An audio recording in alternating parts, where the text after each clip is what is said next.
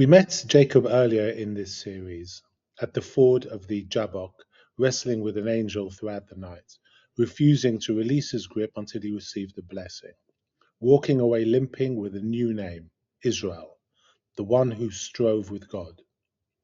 Today we pick up the story exactly where the wrestling leaves off, because the morning after the Jabbok, Jacob looks up and he sees Esau coming with 400 men.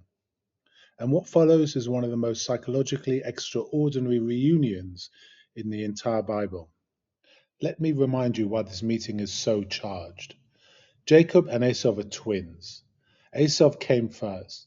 Jacob came second, clutching Esau's heel.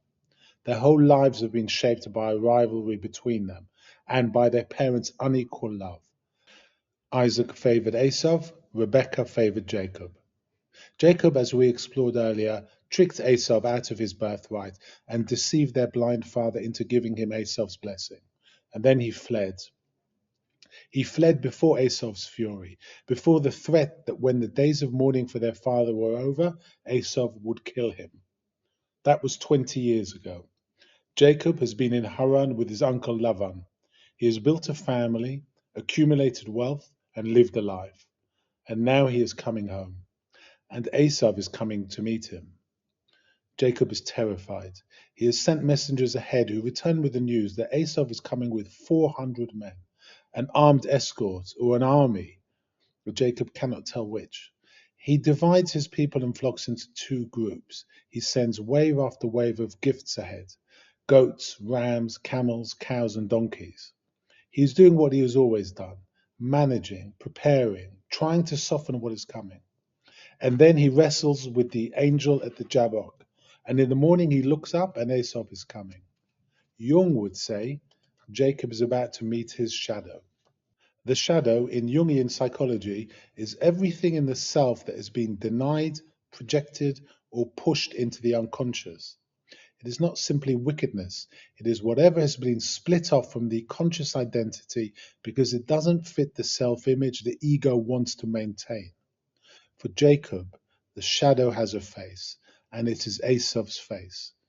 Because Esau is everything Jacob is not, or rather everything Jacob refused to be. Esau is the firstborn, the legitimate, the openly loved. He is a man of the fields, physical, direct, and unsubtle. He gets what he wants by being himself rather than by manipulation. He does not calculate. He does not disguise himself in his brother's clothes and speak in his brother's voice. Jacob took what he couldn't claim by being himself, and in doing so, he consigned to Esau the whole quality of direct, unmediated self-expression that he himself could not own. Esau became the shadow carrier, the one who held what Jacob had not integrated. And now the shadow is coming towards him with 400 men. Jung was very specific about what the approach of the shadow actually involves, what the person experiences as their unacknowledged self draws near. First, there is the fear, genuine physical fear, the kind Jacob experiences as Esau approaches, because the shadow, however it is carried, represents the thing the ego has most needed to not look at. Its approach feels like a threat. And then Jacob bows. 7 times he bows to the ground as he approaches his brother. This is extraordinary. Jacob, who has deceived his blind father, who outmaneuvered his uncle Lavan, who has never genuinely submitted to anyone, bowing 7 times to Esau. 7, the number of completeness, of full submission. And Esau runs to meet him, and falls on his neck, and kisses him, and they both weep. What was expected to be a confrontation, a judgment, a reckoning, is an embrace. This is the moment that Jung would identify as the most transformative possibility in the encounter with the shadow. The discovery that the feared thing is not an enemy, that what the ego ran from, projected, expelled, was not evil. It was simply the unlived part of the self. And when it is finally met, face to face, what comes from it is not destruction, but completion. Jung wrote about this with great care. He was never naive about the shadow. It is not harmless, and the meeting with it is not comfortable. but he insisted that the shadow, when genuinely confronted rather than projected, often reveals itself as containing something that the ego needs. What was denied is not simply dark, it is vital. What was expelled was often expelled because it was too alive, too direct, too challenging to the self image, not because it was genuinely harmful. Esau, in this reading, is not the brutish rejected twin who grew up only to threaten his clever brother.